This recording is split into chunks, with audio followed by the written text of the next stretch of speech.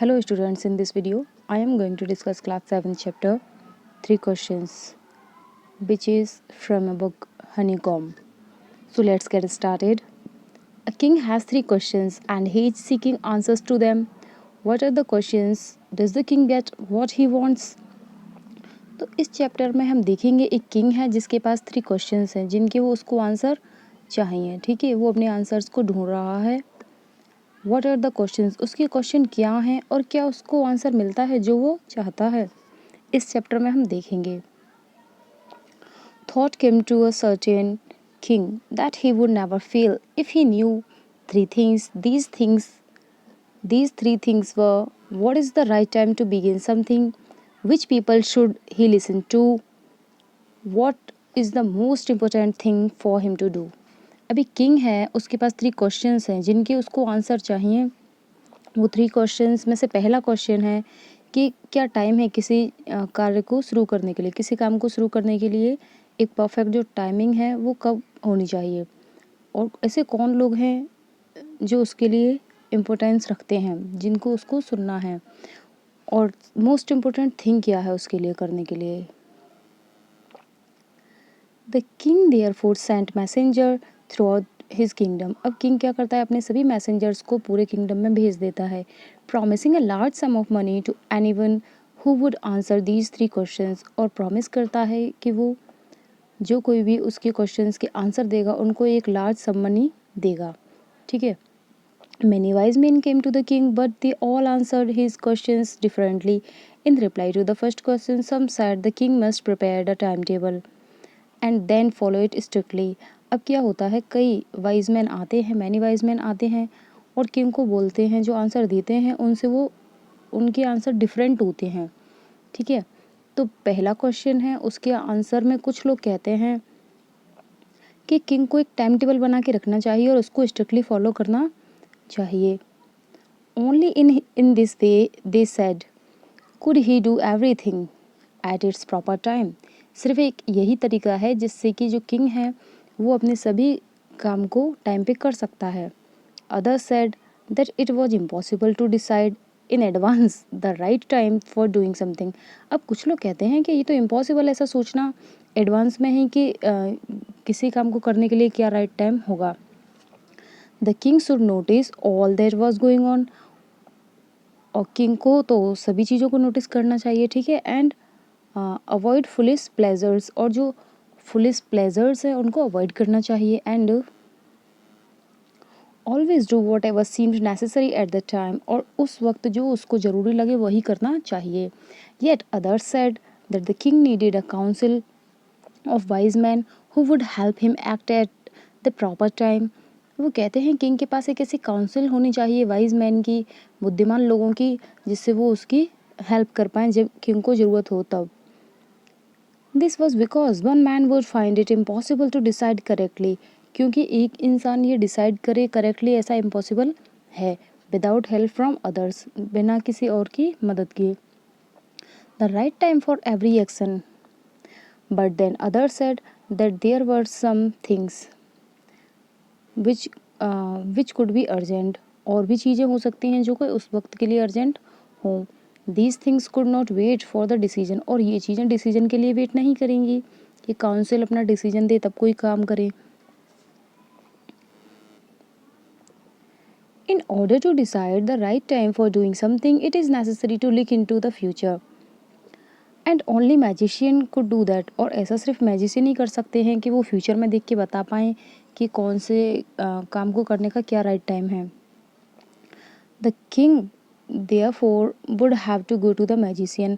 अब किंग को कहाँ जाना पड़ेगा, मैजिशियंस के पास, जो जादूगर होते हैं उनके पास।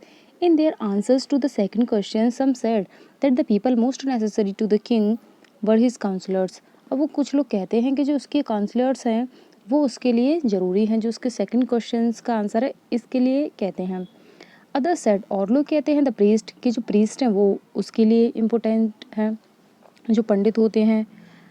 A few other choose the doctors, कुछ कहते हैं डॉक्टर्स ज़रूरी हैं, कुछ कहते हैं सोल्जर्स, कुछ कहते हैं कि जो सोल्जर्स हैं वो सबसे ज़्यादा मोस्ट नेसेसरी हैं किंग के लिए।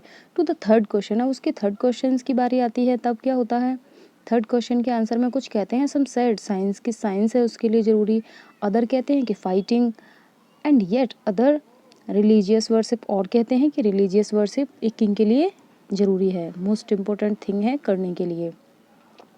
Is the answer to his questions were so different, क्यों क्या हुआ कि उस राजा के सभी क्वेश्चंस के जो आंसर थे वो डिफरेंट थे काफ़ी।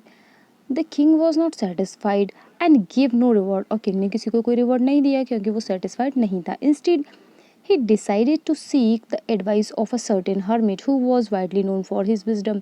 अब किंग डिसाइड करता है कि वो किसकी एडवाइस लेगा, एक हर्मिट की, अपने आंसर्स को फाइंड करने के लिए।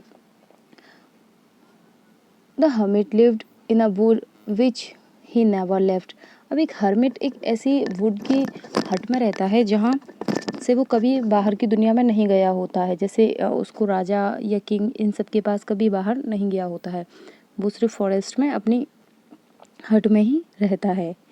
He was no one but simple people, and so the king put on ordinary clothes. Before he reached the hermit's hut, the king left his horse with his bodyguard and went on alone।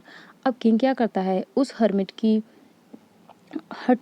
हट से पहुंचने से पहले ही जो simple clothes होते हैं, ordinary clothes होते हैं, उनको पहन लेता है जिससे वो उसको रिकॉग्नाइज ना कर पाए, और अपने बॉडीगार्ड और अपने हॉर्स को बाहर ही छोड़ के अकेला जाता है।